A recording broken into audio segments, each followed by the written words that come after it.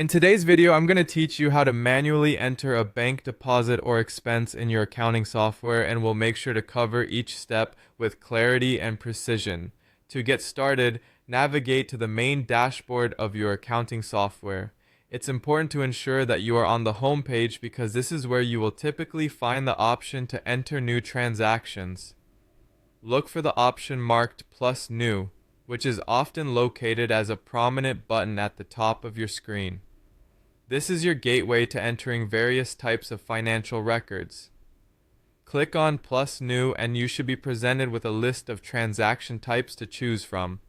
Among the options, find either bank deposit or expense, depending on what you're looking to record.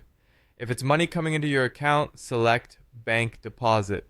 On the other hand, if it's money going out, choose expense. Clicking on the appropriate option will bring you to a new screen where you can enter all the necessary details for your transaction. Now let's talk about entering these transaction details manually. You'll need thorough information on hand, like dates, amounts, and appropriate accounts related to your transaction. Start by entering the date. Ensure that you're recording the correct day to maintain an accurate ledger, then move on to the amount. Take your time here, as an error in the amount field could cause discrepancies in your financial records. Next, select the accounts involved in the transaction. For bank deposits, specify which account is receiving the funds. For an expense, decide which account is being debited. Accurate account selection is crucial for clear and effective bookkeeping. You might have options to add descriptions or memos, particularly useful for any future reference needs.